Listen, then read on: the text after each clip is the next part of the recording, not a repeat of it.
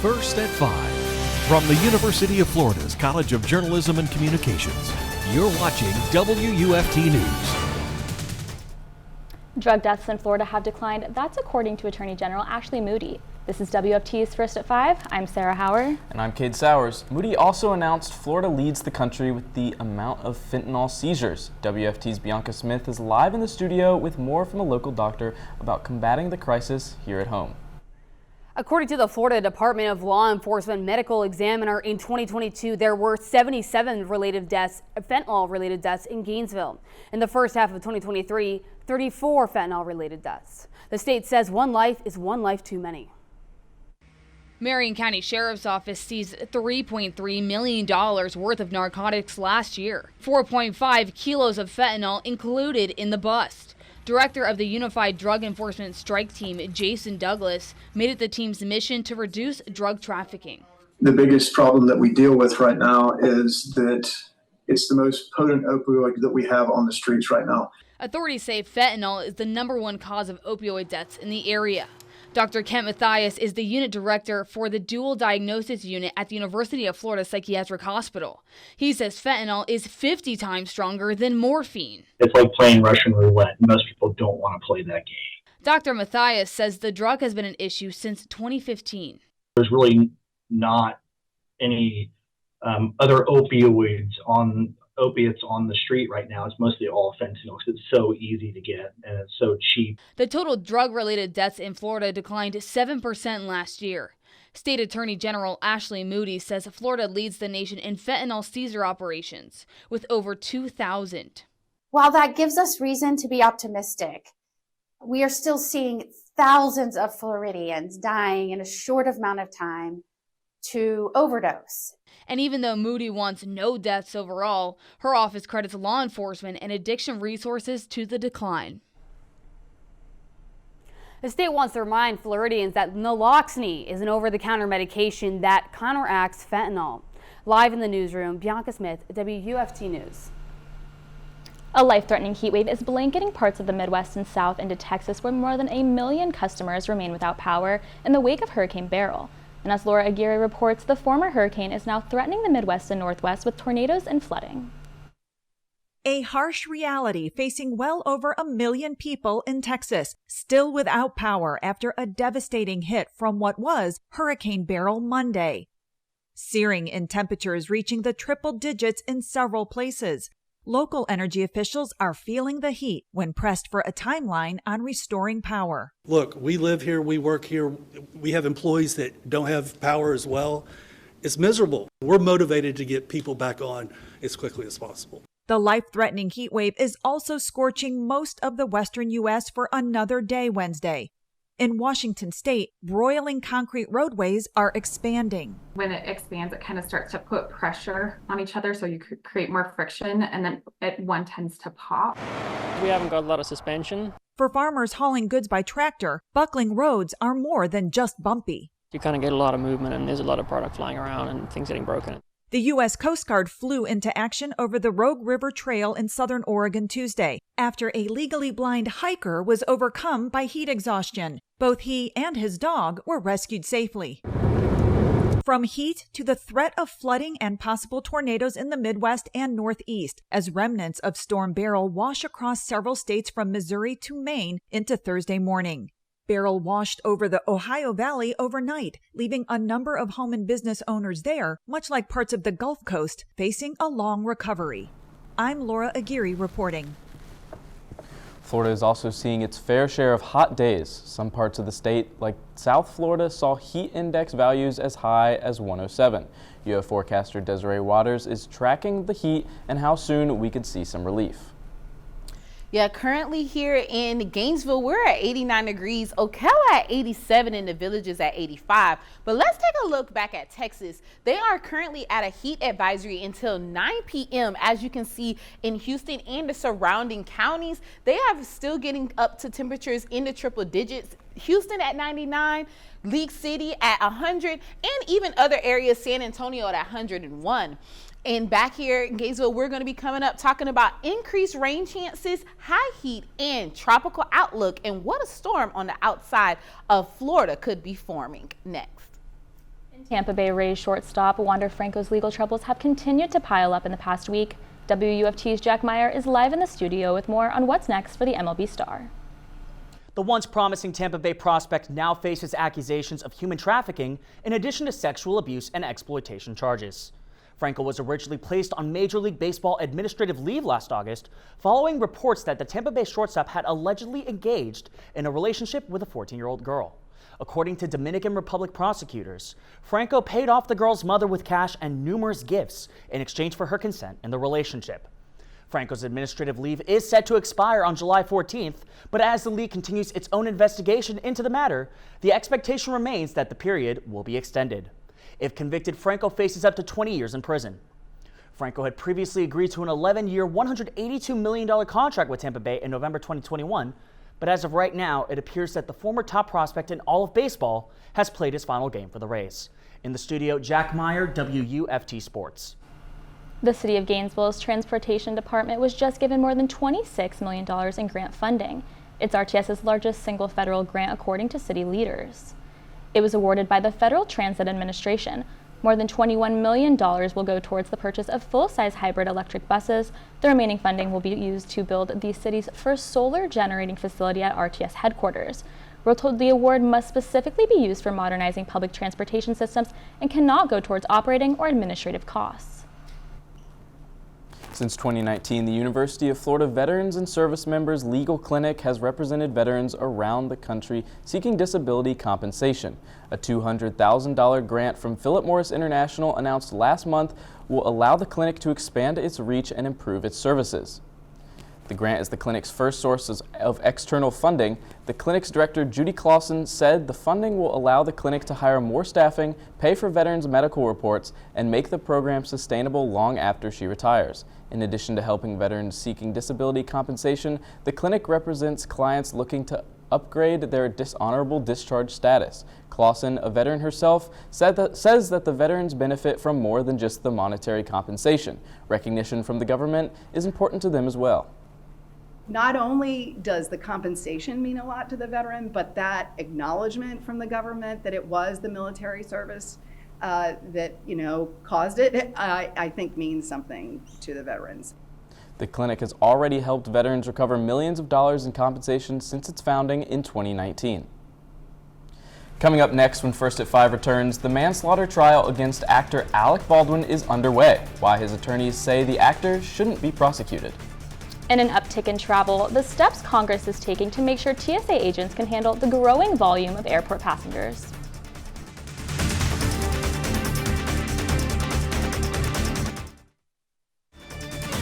You're watching WUFT-TV News. President Biden focuses on international issues while his campaign works to quell party fears he's not up to the job.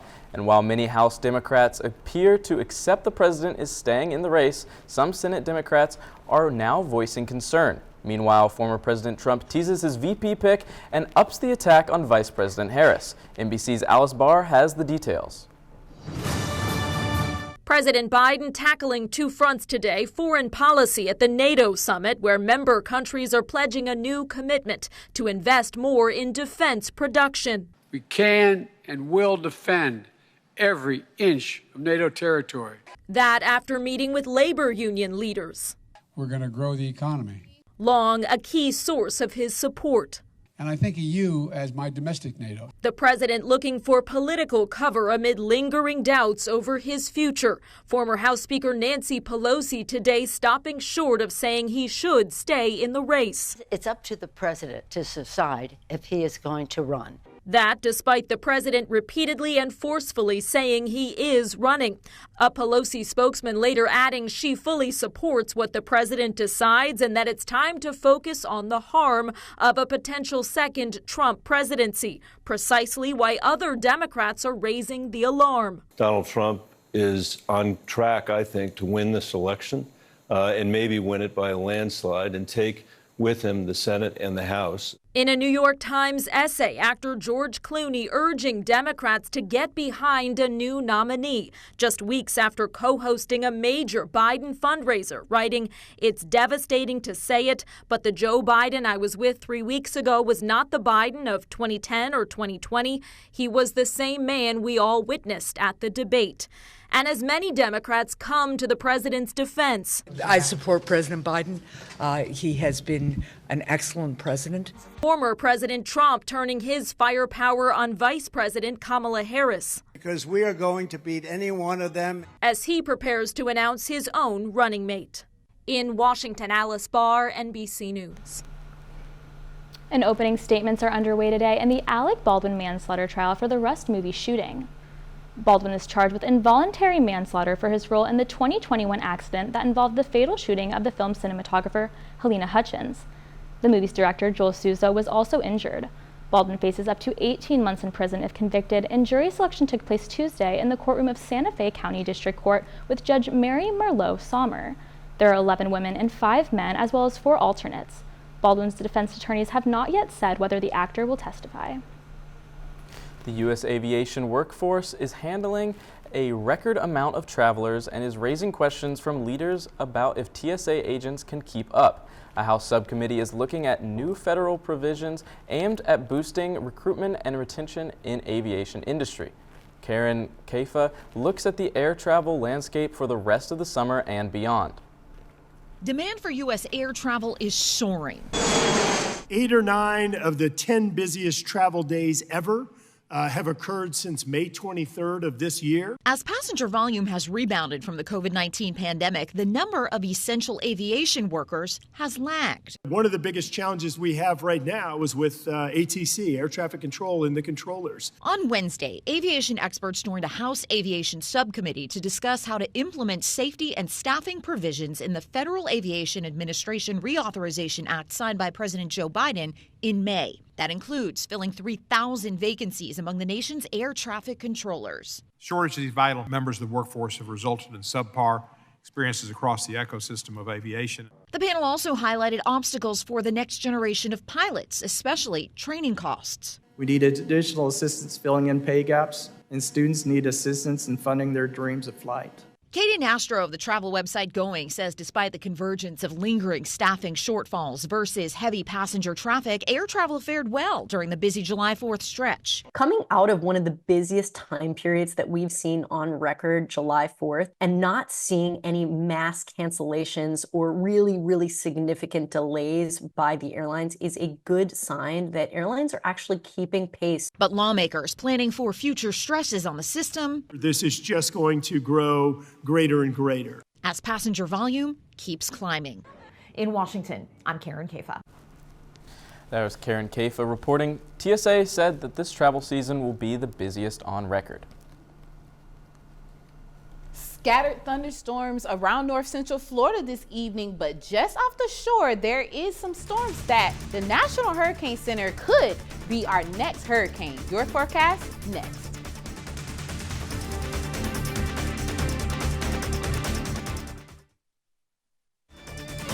You're watching WUFT-TV News. It's another hot and humid afternoon here in Gainesville, currently at 89 degrees, but it feels like 97. Take a look at those dark clouds over us here with our Sentry Tower camera.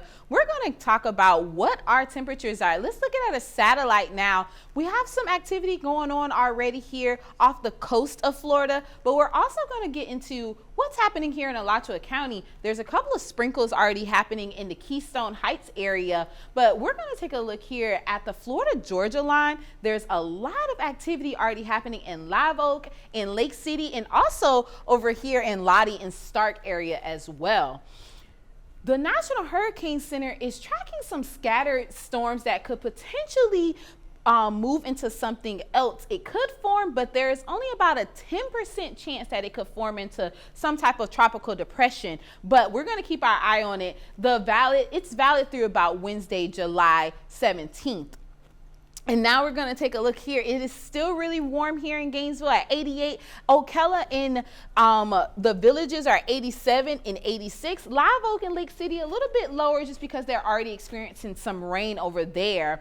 Coming up in our hour by hour Gainesville, we can expect some scattered thunderstorms. There's still a chance for some storms later into the evening, but the sky should clear up going into the evening into tomorrow morning as well.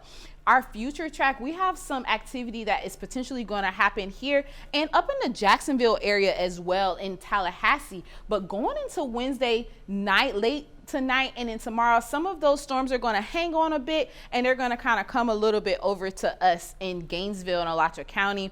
The lows about 77 in Gainesville in the morning, tomorrow morning, those low temps, but it could warm back up a little bit more, getting to high temps in 92s and 90 in Ocala. Taking a look at our 7-day outlook, we're going to keep with that hot and humid theme, 92 and 94 Thursday and Friday with just about a 40% chance of rain. Going into the weekend, a little bit warmer, and those rain chances are going to go up to about 70 and 60%. And then going into the next week, we're going to keep with that hot and humid theme and some scattered thunderstorms in the evening. And that is your Wednesday weather with me, Desiree Waters. Staying put on the diamond, former Florida shortstop Skylar Wallace is officially going pro. On Tuesday, Wallace officially signed with the Athletes Unlimited Softball League to continue her playing career. Wallace was previously selected 6th overall in the AU Pro Softball 2024 college draft. The selection marked the culmination of an already prestigious collegiate career for Wallace. In her final season with the Gators, Wallace helped to lead her squad to the College World Series semifinals for the first time since 2017. Wallace collected all kinds of accolades in her time with the Gators.